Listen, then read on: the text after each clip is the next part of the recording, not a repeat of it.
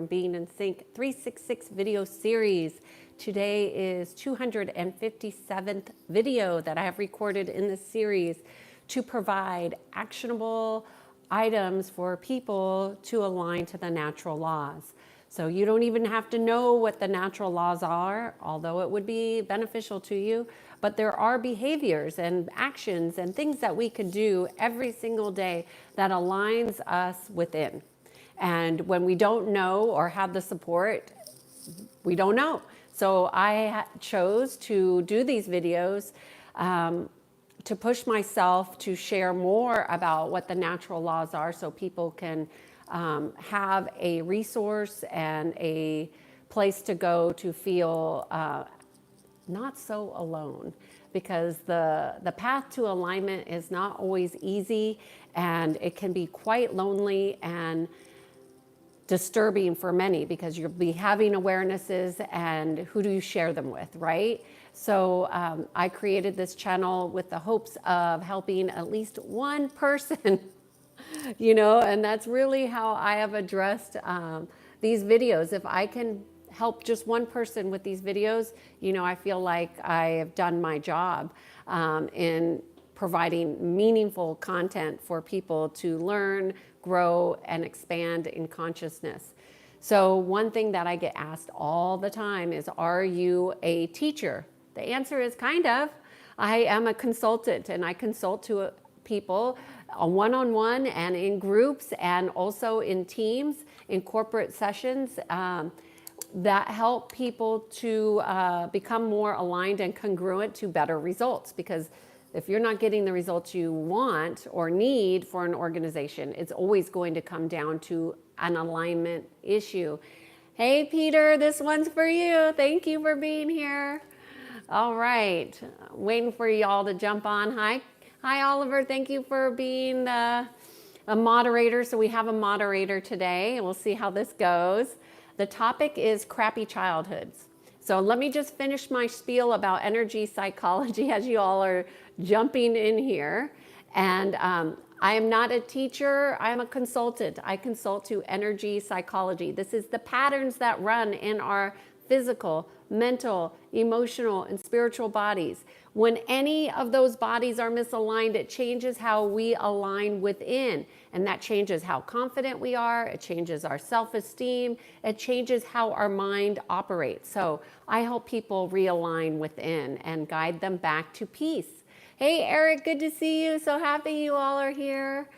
I'm a little bit early today, but my thought for today is to address the specific question from Peter, but I know it's just not about Peter, it's about so many of us who grew up with a childhood that was less than preferred. But here is specifically what I'm addressing: the mechanics of what takes place when a person experiences crappy childhood stuff, right? And I so appreciate, Peter, your honesty and your request for this, because this is just not you. There's so many people that have perceptions about their childhood that it was crappy. Now, that's not something, the language that I would use, but I think it's important to say that we all have a childhood, right? And we all have a different experience of our childhood, but how we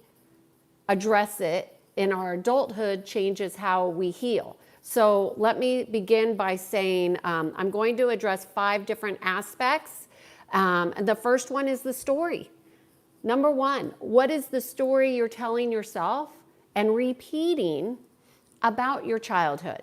So for example, for me, very unusual that a child would have a memory at such a young age of 15 months. That's my first memory growing up, is at 15 months. Now, obviously, it was a trauma, and that trauma is not something that, you know, needs to be repeated here, but for the context, it was a violent explosion between my parents. And it's something that I always remember, and I've told it here before, but I don't tell the story as it being a trauma. I always remember it as just what happened. It's a fact. My first memory is at 15 months, And were my parents fighting? Yes. But my experience within was as a telepath. So I was picking up on their thoughts. I didn't know that as a 15-month. I didn't realize until I was an adult that I had internalized their thoughts. Now, this is why it's so important to not judge your experiences, because I don't look at my childhood experience as good or bad or traumatic or horrible, but how we tell the story of it. To me, it's just a fact. My first memory is at 15 months. It happened during this experience, and I don't name the experience good or bad. Was it preferred? Well, you know, it's our life. It's our story. It's our experience. It's not about judging it. So really, number one is really pay attention to how you are framing your childhood experiences. If you're using the terms like crappy, traumatic, horrible, bad, those types of things, those are all can often be judgments. And that is going to lead me to the next thing, is that oftentimes when we have these experiences as children, we have what happens in our ego mind is a broken ego. That broken ego really is where some of the imbalances begin to occur. That's why when we're healing, we often go to the point of causation. Now, to the listener and subscriber who asked about past lives last session or the session before, I can't remember, they asked about past lives. It doesn't matter if you believe them or not, but you're not the first incarnation. So it could be whether it happened in a past life, it happened in a DNA, wherever you are comfortable with assessing it, it does impact how we perceive here in this life. Now, if you haven't done any past life stuff, that's okay. You don't need to. But when you're going to heal, you want to heal with the beginning of how your story is working, right? How is your story impacting your perspective? That's number two. You have choice in how you perceive all the time. Even in detrimental or abusive situations, it's your perception. Like I did domestic violence abuse consulting. I was never abused in a physical way, but certainly I grew up in an emotionally challenging environment. But I have experienced through other people's experiences of abuse. So we want to look at how we're perceiving the situation, because when we choose perspectives that help us to grow and expand, it will change how we internalize the experience of the past, okay? So you always have conscious choice in your perspective. Now, I'm going to caveat that with also saying it takes a lot of effort. I hesitate to say that. It takes a lot of effort to challenge your perspectives, right? So it's worth it, but it does take an effort to find a better feeling experience. That's not a positive perspective. It means something that is true for you that you can accept and also helps you to feel better about your perspective, okay? The other thing, so I want to make sure I give you all the 5 things up front, and then I'll go and take questions, okay? So I talked about being mindful of how you're telling your story. Number 2, being mindful of your perspective and choosing your perspective. Those two go hand in hand. And then I talked about the broken ego and that causing imbalance. So that could be easily corrected with presence, right? When we're present, we can correct our perception and our story. But oftentimes when we have a childhood experience, when we go into our memory banks and we're remembering it, what we're doing is being triggered. The triggers are gifts. I really want you guys to understand that when you are triggered, it is a gift. It is a gift to give yourself your own personal attention. Something needs to be resolved and healed. And this is number 4. All healing is going to take place in the present moment. So you're not going to be able to go back into the past and correct and mistakes that you may have made in a choice or something that your parent did that was a mistake. But you can really see it from the present moment and understand what a gift it was. So for example, one thing that I was always aware of is that my mother never ever spoke poorly of my father. Now, my dad did a lot of things that were easily could have triggered a parent and a mother of their child. You know, she could have said a lot of bad things about him. She never did. Even when he no-showed to picking us up as little kids, sitting there waiting for our dad to come get us, he no-showed repeatedly. She never spoke a bad word. And the one that I remember distinctly was on Thanksgiving. He was supposed to take us for the holidays. And you can see I'm feeling it. You could probably hear it in my voice. So I'm recalling the memory, but I remember being a little girl sitting there waiting for my father to come, and he no-showed on Thanksgiving, okay? My mother came home from a date and saw her kids sitting there. This is before cell phones and beepers and all that. This is like old school. And we were just sitting there patiently waiting for our dad. And, you know, that could be a heartbreaking thing for a parent to see. And my mother could have gone off on a tangent, which maybe she did to her friends, but she never did it in front of us as children. Never once do I remember my mother doing or saying anything against my father. Now, I knew that that was unique, but I found that to be exceptionally unique when I came in contact with a mother who did nothing but bash a father to me and to her children. And I see the impacts and effects on the children have been devastating.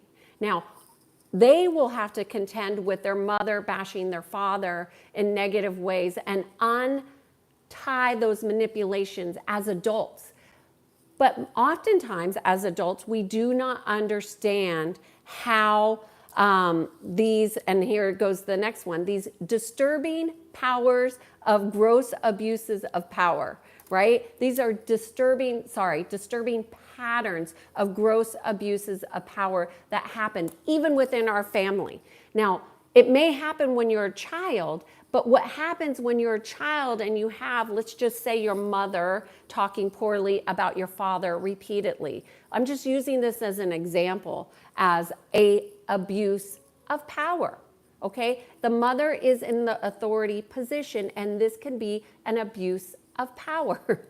Now, how does this unfold into an adult? Well, they have abuses of power at work, maybe with partners, they get in addictive relationships, and those types of things. So the one final thing that I want to say is that also what happens when, so you have these experiences and you're recalling them, oftentimes people and children who have these things unhealed, they fall prey to what's called the instinctual reactions. This happens out of a lack of awareness. And what happens is they become addicted to the instinctual body.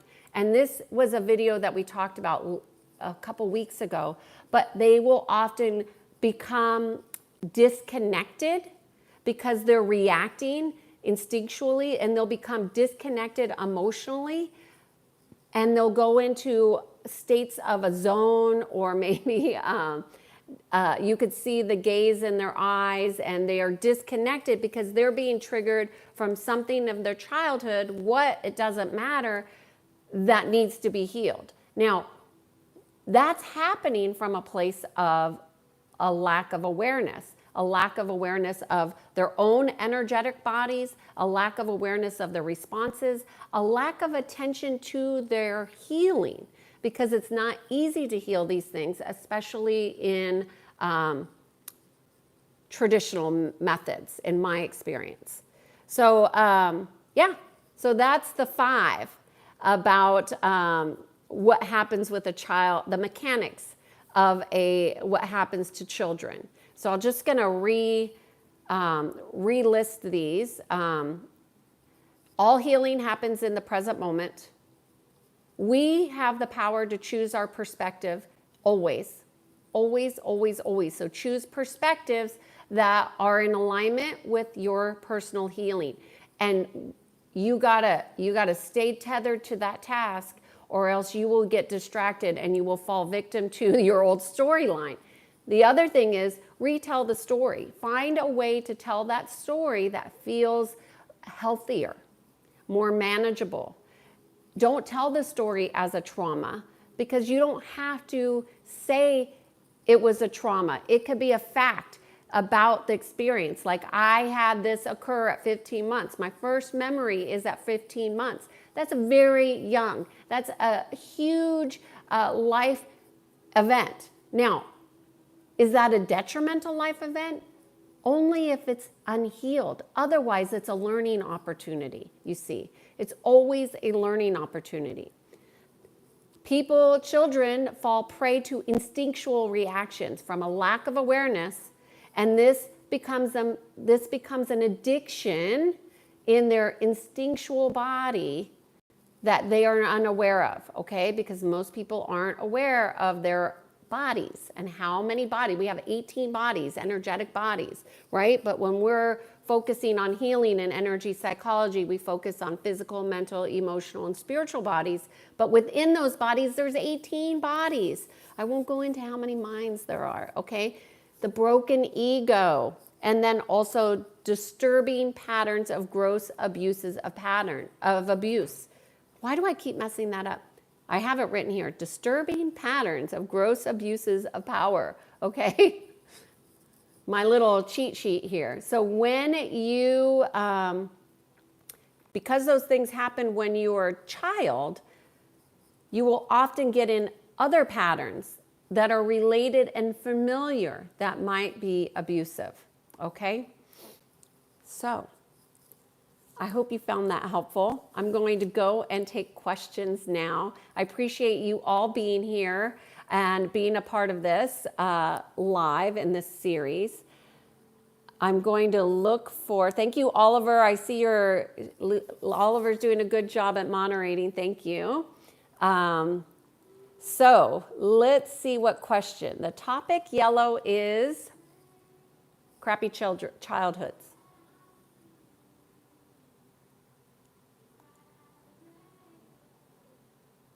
Eric, good to see you.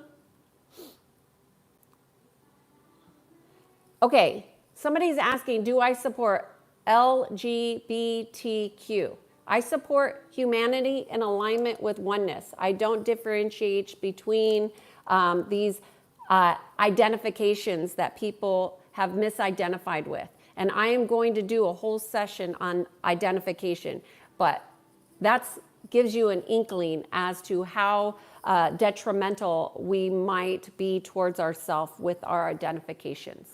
So there you go. You may ask, yellow, you can ask the question. You don't have to ask a question. Yes, this is all about alignment. Hello, India. Seeing if there's, I'm gonna just scan for questions. I'll stay on as long as there's questions. Otherwise, I'll just jump off. When I was a kid, I was having powerful dreams about aliens in my bedroom and woke up to a deep cut and bleeding. You're not alone, that happens. And obviously you have the name Anunnaki, so you might want to consider changing your name, right? You might want to consider changing your name, and you might want to consider re-identifying who you are. This is identity coming up again. So Anunnaki, like, look at who you're identifying with. And you think it's a good thing. I'm not saying that it's a bad thing, but it is a thing. And that is maybe something to reconsider without going into that more detail, okay? What's the most scary situations I've been through? Gosh, I don't know. The most scary situation? I mean, what's scary in the moment is different in hindsight, right? Because I have the benefit of my wisdom to reframe those things, and I don't see them as scary. I felt them as overwhelming in the moment. But I would say I did a whole video on manipulation, and I would say that was the scariest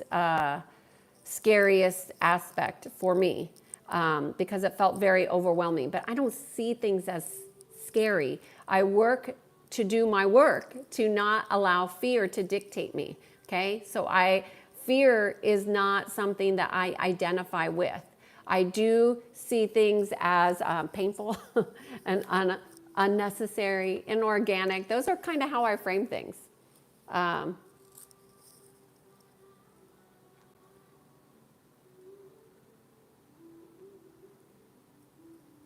don't eat at night. Somebody's asking, what do you eat at night? Cravings. I'm not a eater. I don't eat late at night. I like to eat during the day.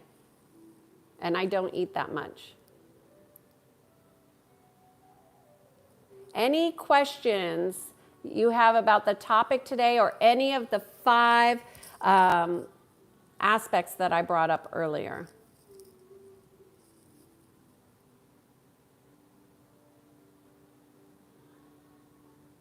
Yes, the chat does not always align with the topic. Sorry, I can't do that. Raul is asking, are you a doctor? No, I say up front in the beginning of this video, I'm not a therapist, I'm not a psychiatrist, I'm not a psychologist. I do energy psychology. I look at patterns within the physical, mental, emotional, and spiritual body, and I help people realign. Hey, Eric, happy birthday. Yes, you're welcome. Another year to make your life amazing. So the thing that I always look at every birthday for me is, who am I becoming, and am I aligned with that? We're always in constant states of becoming.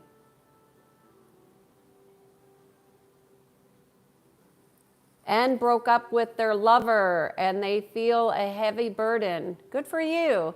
It's good to make changes, especially when they're not in alignment. Hey, Red, good to see you here. Well,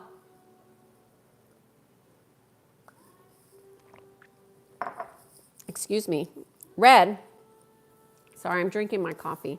I didn't really ever think about reincarnation until there was somebody that asked me about it. But when I was in college, one of my good friends went to go to have a session with this past life regression guy.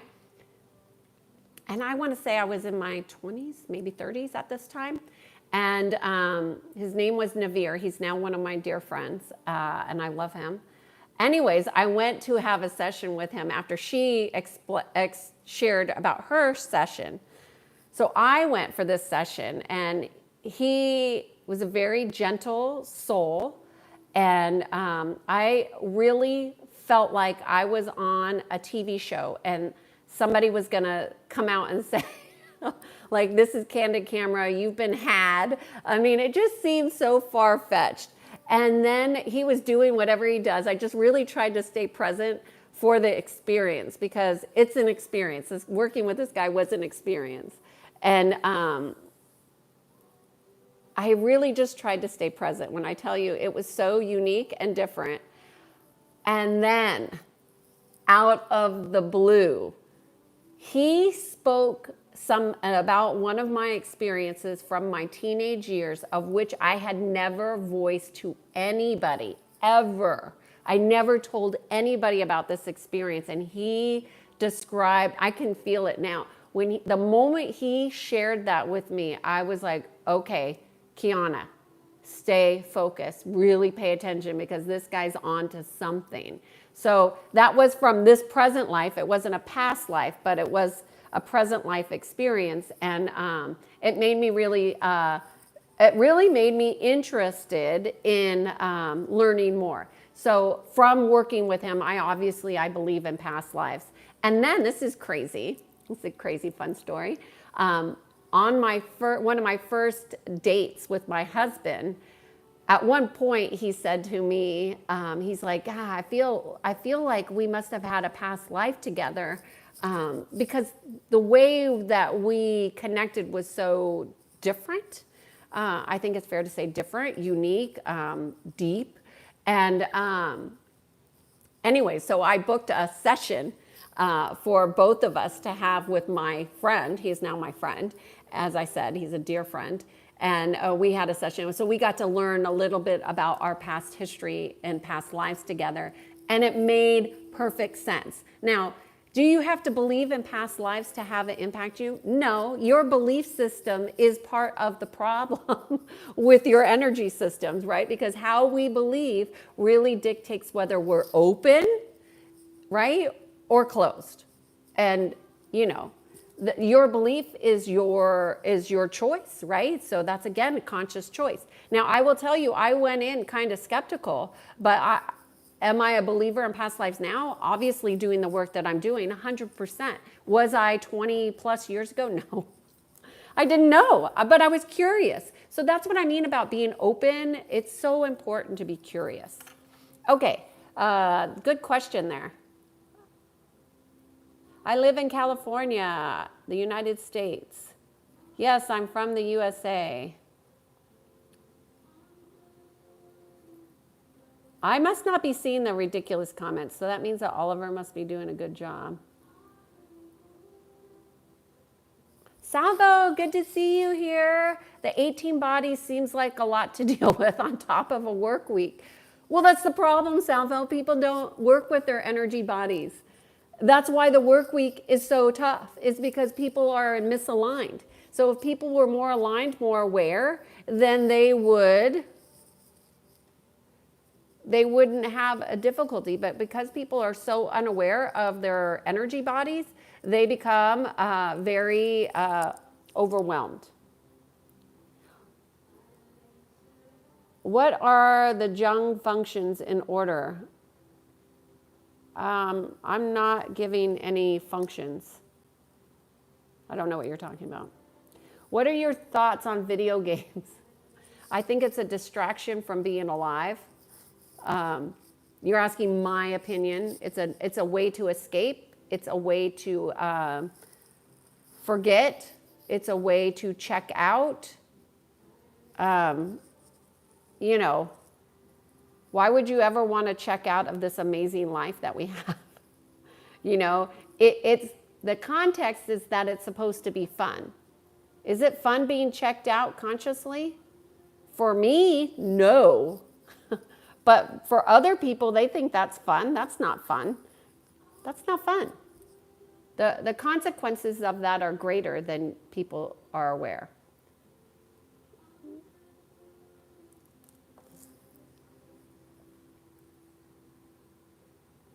Just looking for questions here. Salvo is saying, the scariest thing I've ever experienced was this guy that used to hang out with in my friend group because he was dating my friend. What was scary about him is that when we stood next to him, he felt cold. The rest of your comment cut off, but what I will say is that there are people who are portals. You know, there are people that are portals for dark energy, dark forces, and, you know, so if you sense that, stay the hell away, because you will be influenced and impacted. Okay. If you keep repeating the same thing over and over again, I'm going to just ask you to go away.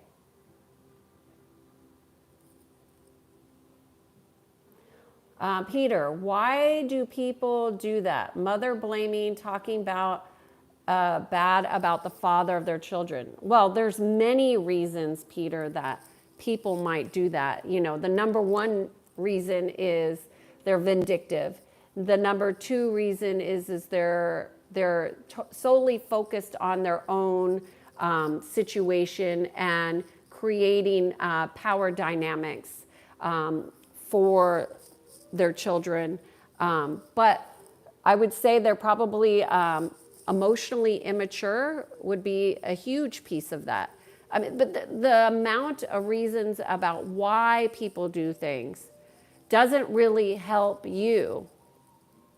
But the awareness that people are doing the things and seeing people do that is where you begin to understand whether this is a safe person to be around or not.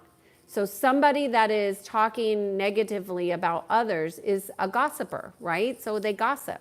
So if they're gossiping about this person that's not even in their life, that means that they will gossip about you too, right? So you can discern how people's character is by how and what they do to other people. And they could do it with a smile.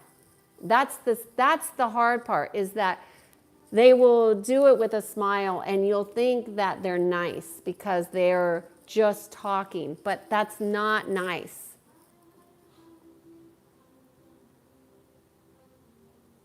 Mario is saying, what about spiritual diagnosis? What do you mean by that? I would say there is a thing for spiritual consumerism now. I mean, and it's dangerous, for sure. It's very dangerous. But what do you mean by spiritual diagnosis?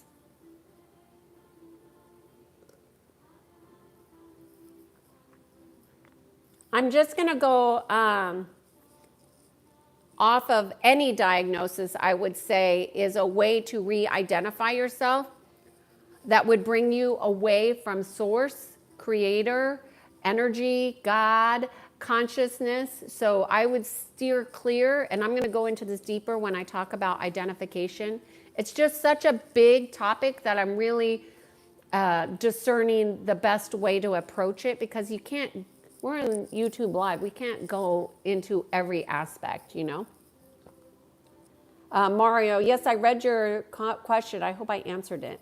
Salvo was saying emotionalist, like he was some kind of demon. Well, there are demonic energies that use people as portals.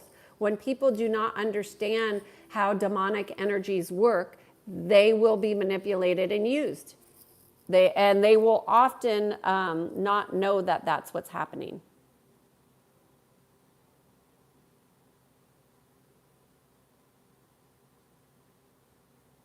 Well, there's more than one, Salvo. But I'm glad you haven't encountered them.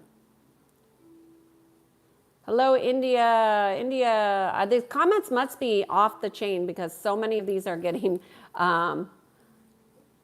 deleted. So I'm trying. Red is saying, wait until you meet some monks. The only monks I've ever come across is when I was in Thailand working with the elephants. I've never really spent time with monks. And there is some guy, he's very popular on social media. I don't know his name, but he claimed to be a monk, but I don't resonate with anything he says. And I have clients saying, hey, did you see what this guy said? I really liked it. And he might say some good stuff, but I don't like anything that he's pitching. It feels very incongruent to me. So the fact that he says he's a monk, I don't know. I'm not saying he's not, but I'm saying whatever he is doing now is not in alignment with me.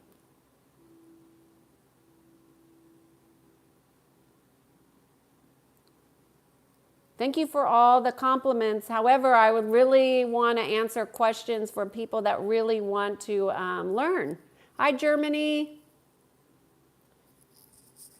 Nathan is saying, my speaking style is very cute, like a small child. Interesting. I've never been told that, Nathan, but okay. Keep doing, and congratulations for the bright future and happy life. Thank you. I have never been told I speak like a small child. However, I will tell you, I did consciously choose to change my speaking style once I started working with executives. I was told I was too academic.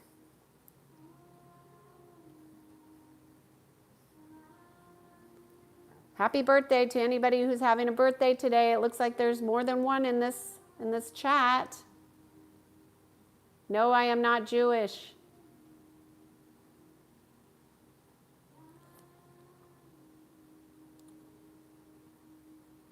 Okay.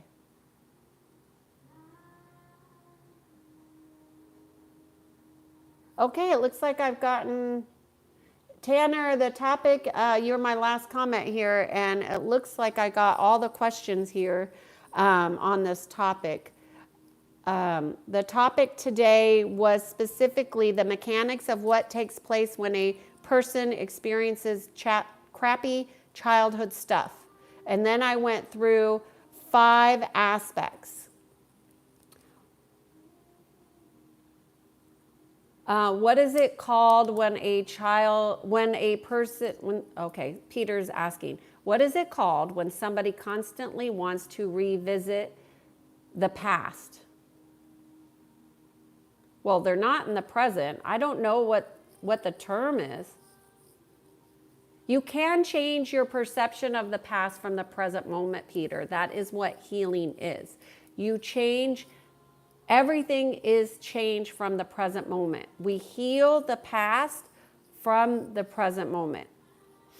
But if somebody is constantly going back to the past, it might mean that a timeline is coming up to be healed.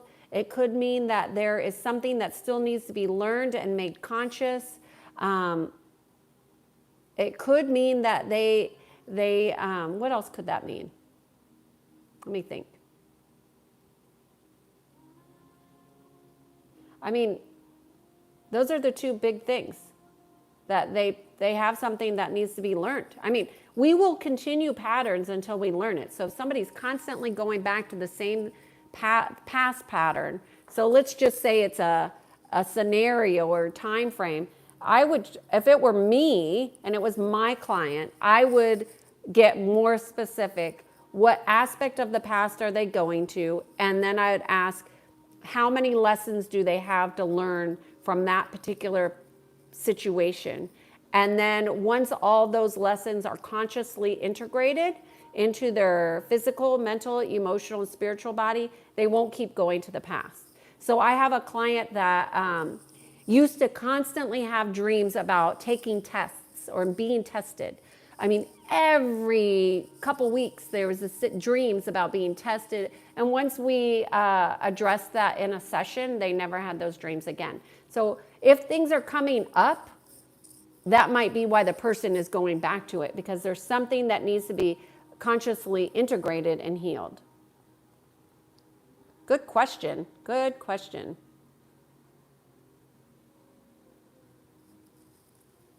Somebody's saying, can we free Diddy? Who cares about Diddy? Let's just say that may all abusers reach cosmic justice. There's always cosmic justice. Salvo is saying, I work for a lot of very wealthy people. I've come to realize that they will be vengeful and petty about a lot of things. They feel threatened and insulted in the smallest way. Well, yeah, even people with money can be emotionally unstable, have an instability in their ego. Money is not a good determiner of stability.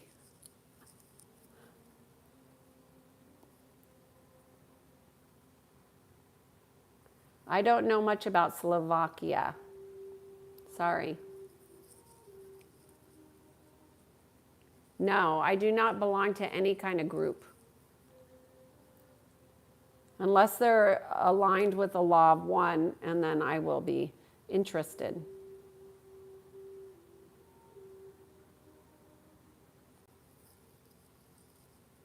Erickson is saying it is called Back to the Future. Interesting.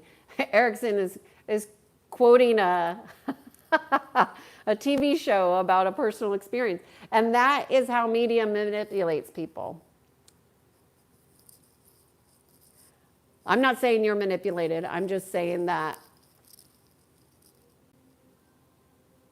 Our media has done a lot of things. Okay.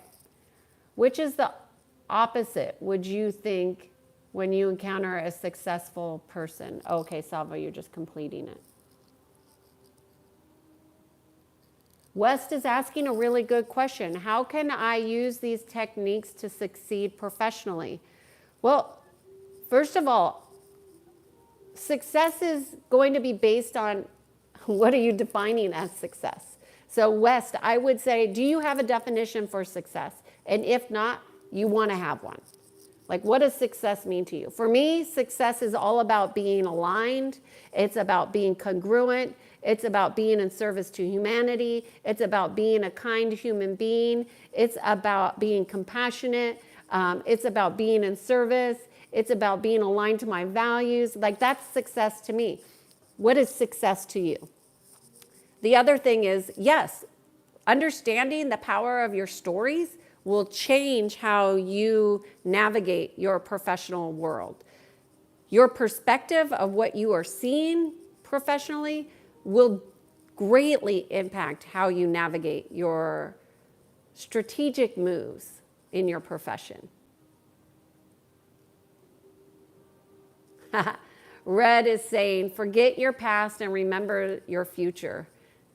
Nice. I'm all about let's be present.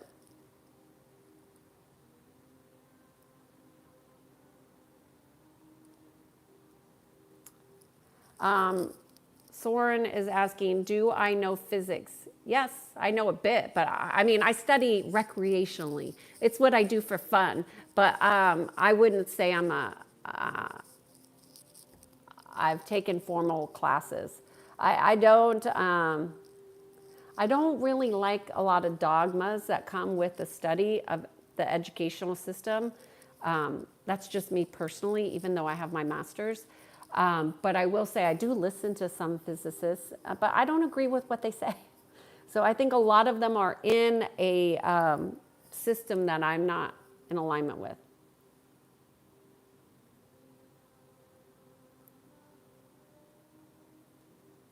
Tanner is saying, what do you suggest us how to cope with our childhood traumas? I say heal them. I suggest heal them. Coping mechanisms are in place because you haven't healed the trauma. Heal the trauma. That's what I suggest. Don't put coping mechanisms in place to get past your healed. That's just a Band-Aid. So Tanner, get rid of the coping mechanisms and start dealing with the trauma. What are you perceiving as the trauma? And go heal it. Okay, Peter, thank you. I'm glad that was helpful. Is there anything else that I missed on this topic? Mechanics of what takes place when a person experiences a crappy childhood stuff. You could see my dyslexic ways are present when I'm reading these comments, can't you?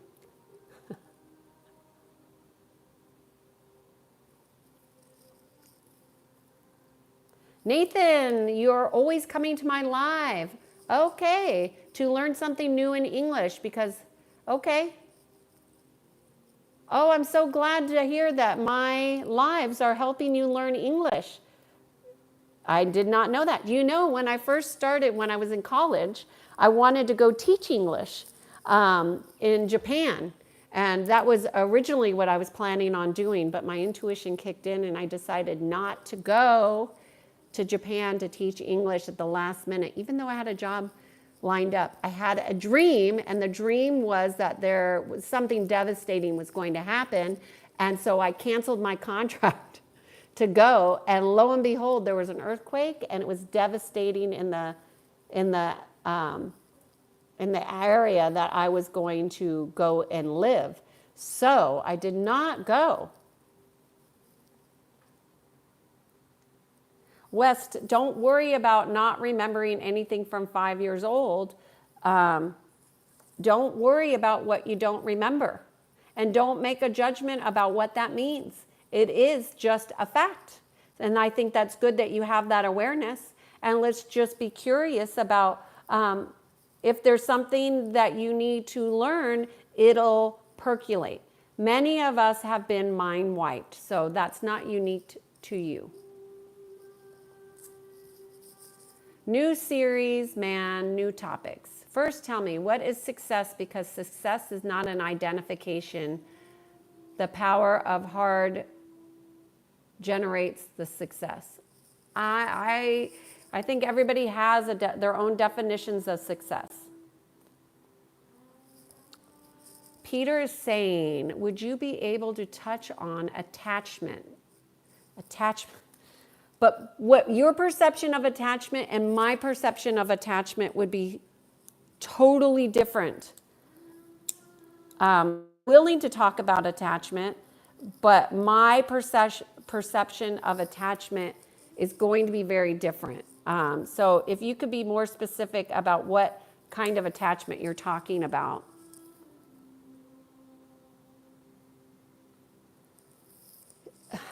Do you mean entanglement? Ooh, maybe that's what. Are you talking about entanglement, Peter, between a parent and a child?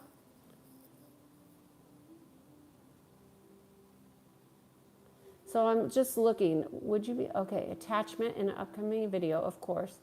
Like the attention a child has to a parent or a lack of attention, or disruption of support, attachment.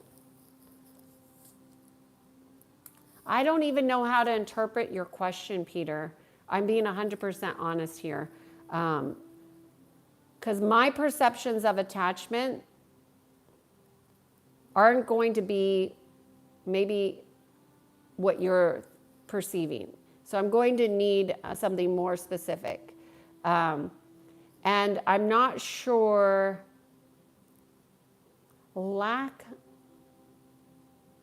Child has a parent or lack of, or a disruption of this support.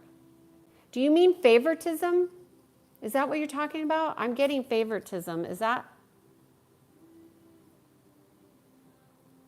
like a child being the special one? Is that what you're suggesting, Peter?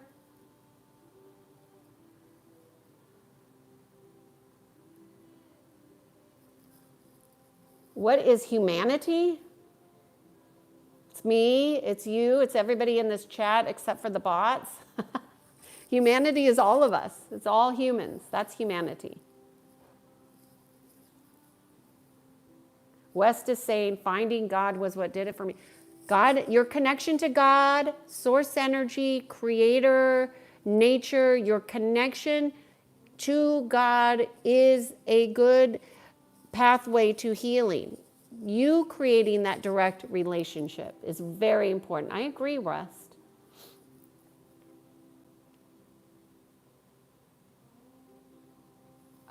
New series is saying, can I teach spoken English for Indians?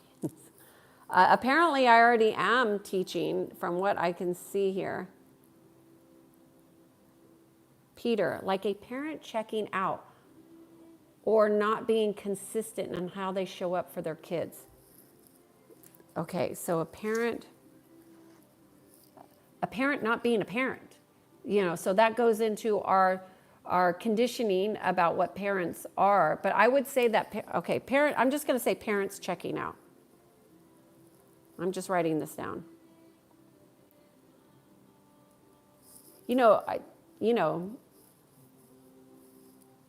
Okay, I will do a video on that. Parents checking out and not showing up for their kids. I really think, I will do a video on that, but I really think it comes down to something really simple, Peter. People do what their capacity is to do. And a lot of people that have damaged parents, meaning parents who are incongruent and escaping or that type of thing, they will, I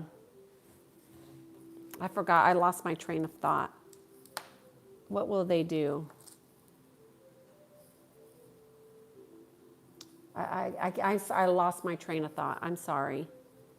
I'll do a video on that. Thank you, Peter. Your suggestions have changed these videos for me.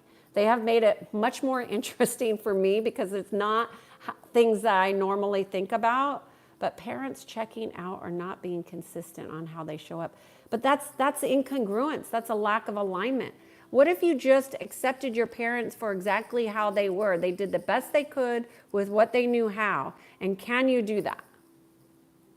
Because I think Peter, I think you may be stuck in trying to understand why the hell people do what they do. And I align with that to a large extent because I'm a curious person and I like to understand how people operate to a large extent, except that people are so sick and really misaligned and mentally damaged that that's a fruitless effort. The why is going to put you in this endless loop and it keeps you from your own healing. Why they do what they do is less important than you accepting that they do what they do and then you making a decision to tell the story a different way, perceive it a different way, realize that healing happens from the moment now and not get sucked into those disturbing patterns of abuse. That's what I would suggest, Peter. Like, I appreciate your questions. I think they're quality. I think they're heartfelt. I think they're meaningful. But I really think that trying to get into that loop of why that people do what they do is really keeping you in the mind and keeping you from going into the heart. Patrick is asking, childhood trauma.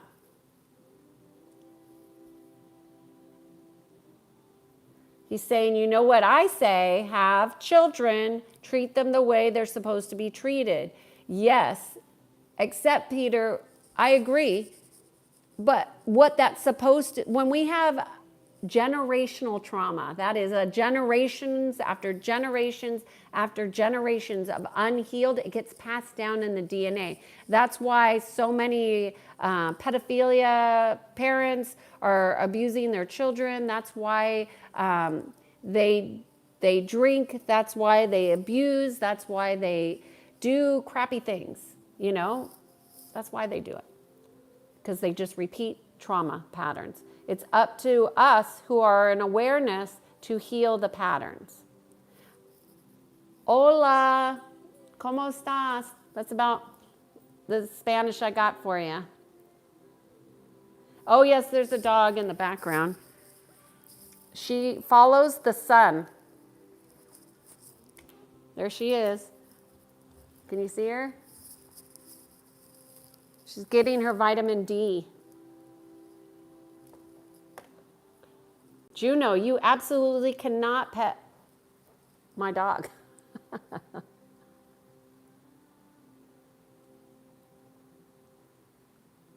Medicine consultation says, love you, madam. Hello, India.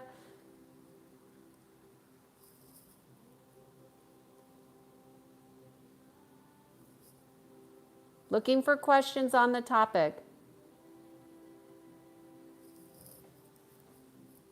I don't have any children. Would I beat my kids if they were disrespectful? I don't think so. I would say no, but I don't have any children to answer on my own experience, or punish them. Punish for sure. There would be lessons in disrespect. Respect, we all have our buttons. Disrespect would be one of mine.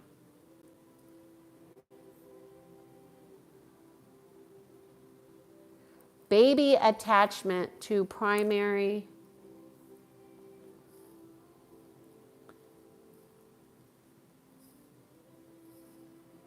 Okay, I'm understanding now, Peter, where you're going here. Yes, I will do a video on that. Thank you for the clarification. Walter, I can't see you, but I see you.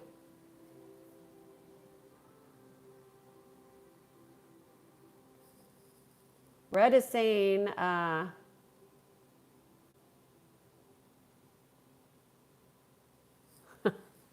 a cool teacher. Okay, I'm glad Glad that you all, hopefully you are learning. I'm just looking for questions. Instead of healing, does it make sense to conceal? Oh, I missed it.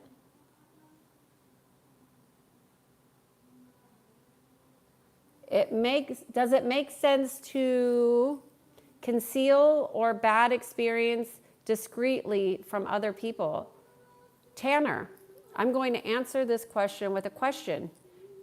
Don't you think it would be best to be your most authentic self? You don't need to tell everybody your business. No. But you don't want to conceal anything, in my opinion. And if you feel like you have the need to not tell people things, that is telling you about the people that you're around are not safe people. You want to be around people where you could be your most authentic self.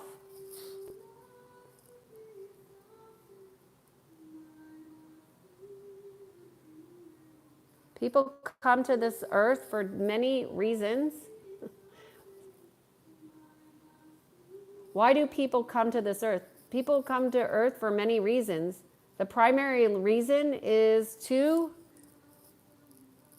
authentically express their unique soul signature and to become more aligned in consciousness.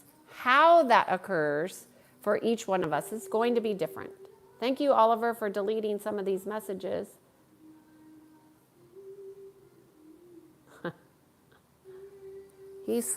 My dog is now sleeping in the sun. She's a good healer. She likes to be in the sun. Okay.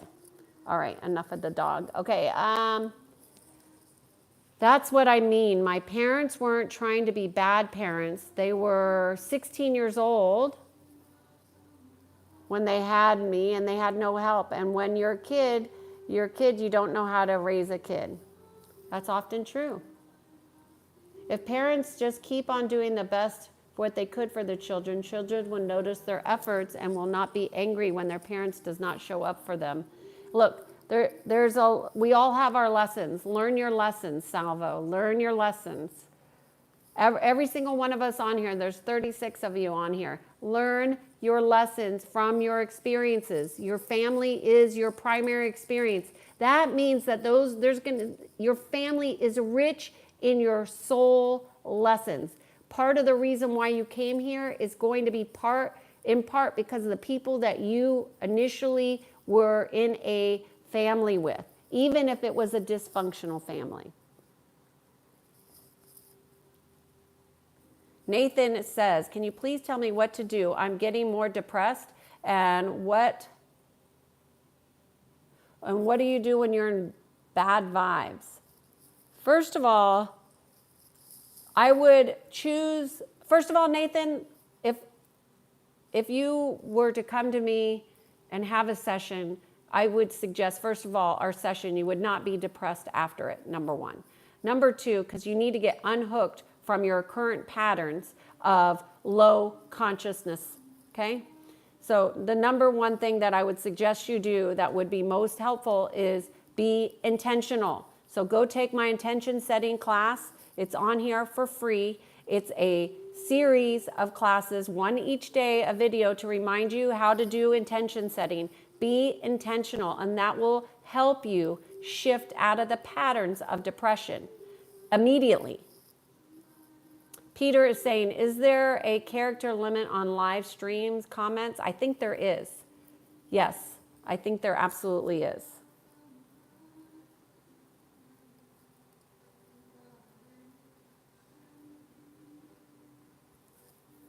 Hey, Sam, good to see you here in the comments. I love seeing return visitors here. I really appreciate you. The topic, Justin, is crappy childhood stuff. And you'll have to go back to the beginning where the first 20 minutes I went through a list of 5 aspects to consider. Hey, Silence, good to see you. Thank you. Peter, I was just asking about your perspective on people who are incongruent and have kids.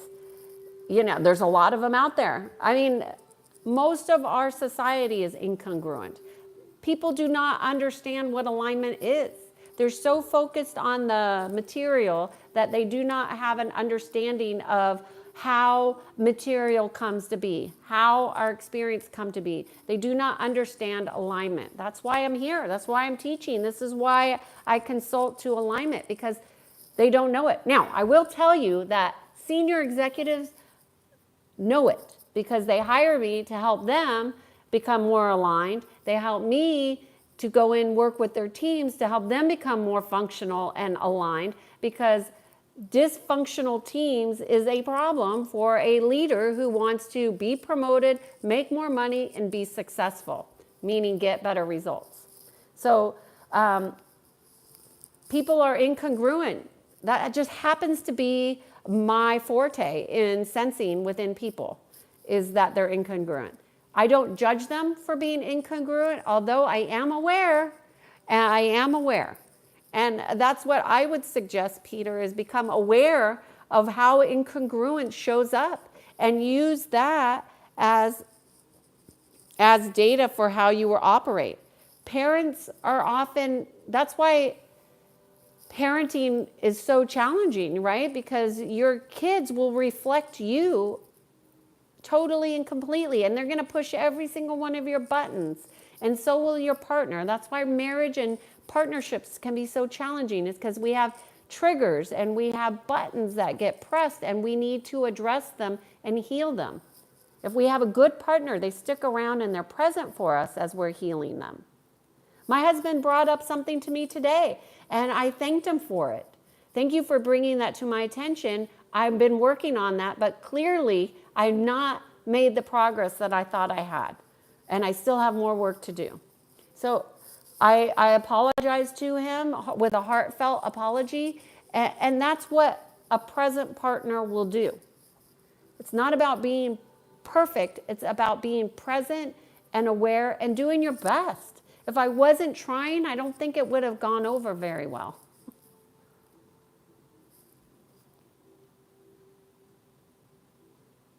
Trisha, Trisha's asking why I don't have kids. And I think if you go back to my manipulation videos, you'll have an insight into where that is. And definitely I have a video on the secret illness that will also give you more insights, but that's not the reason. It's a influencing factor.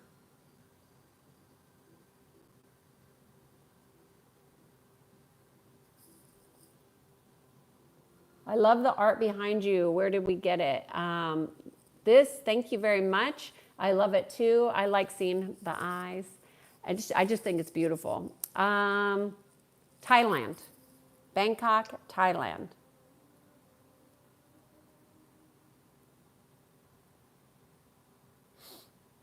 My dog is good. Thank you. Red is saying parents just being present is a win. Yes, most of them don't realize how checked out they are. They're so busy, so overwhelmed. That is the biggest issue, right? My cousin's sister was too pampered, and she was a no-show, the reality of their family.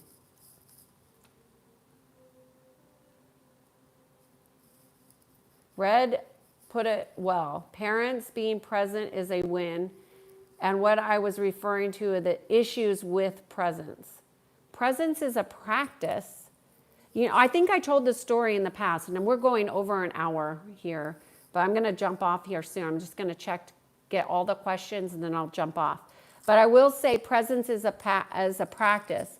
And I haven't always meditated, but I started meditating regularly in grad school.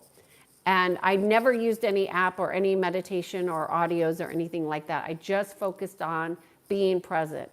But what I will tell you is I had a severe injury, and I had a dislocation at C1, C2 of my neck and a stress fracture. And it was debilitating pain. I mean, insane pain. On a scale of 1 to 10, the pain was a 20. I mean, I was in a lot of pain. I could barely comprehend. But then I noticed when I was working with my clients, I work in a state that's called present moment.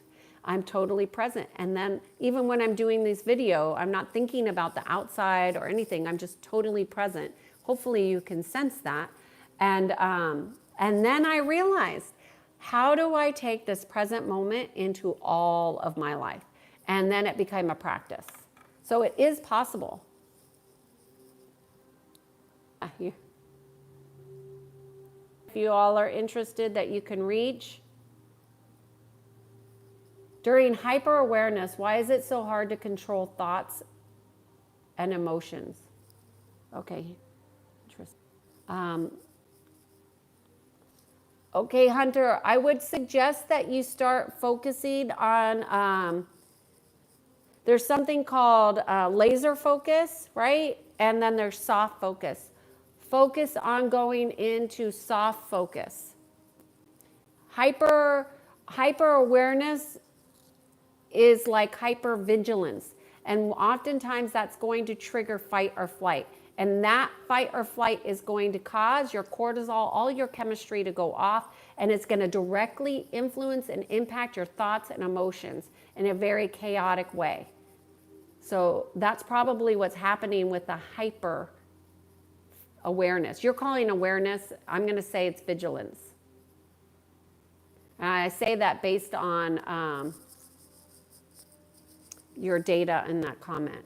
I'm a dad, husband, homeroom teacher, guitarist, and avid gym goer. I've never felt more fulfilled in my entire life.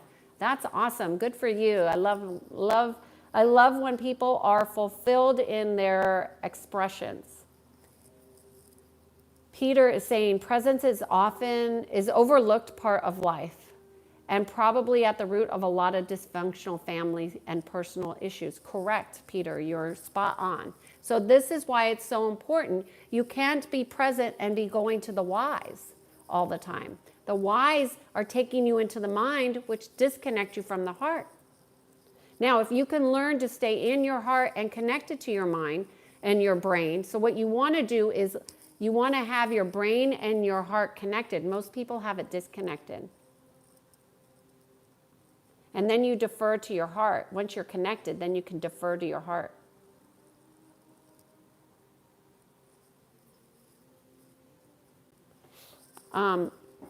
Somebody is asking me to help their cousin. They would have to book a session. You could do that at Kiannaa.com. You know, and reality is based on perception. So, you know, I don't know if I can help them. I don't tap into people's energy here. Nathan is saying, I'm deeply grateful for your kind responses and reply to our subscribers. Your words are truly encouraging. Oh, I'm so glad, Nathan. Please continue spreading love and positivity like this. Thank you, Nathan. I appreciate your comment here.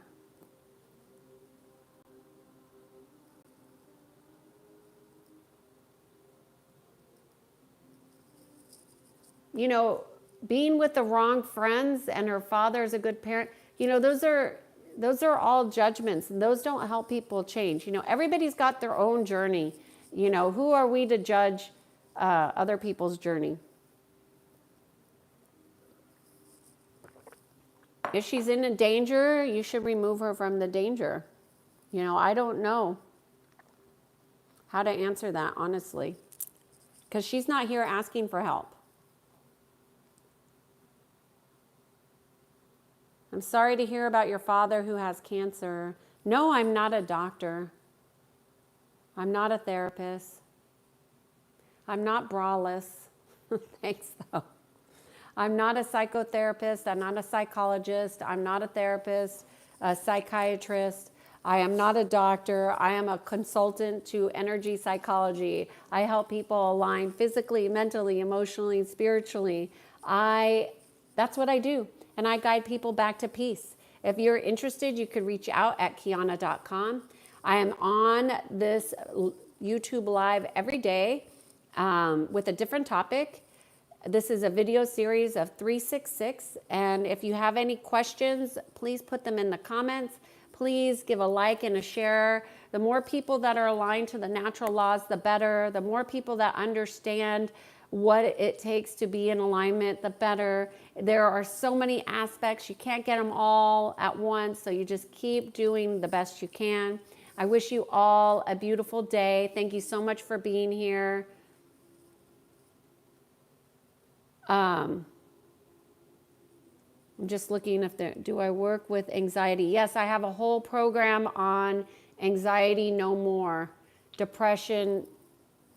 Go look at the website. You could see my testimonials. I also have video testimonials on here. You know, if it resonates with you, fine. If not, fine. I work with people all over the world. If you're interested, you could just reach out, get on my email list, and see if it's of interest to you. But either way, I'm on here doing these lives every day to help people align to the natural laws. My name is Kiannaa Sadge, and I guide people to peace. I hope you have a beautiful day. Thank you for being here. Namaste.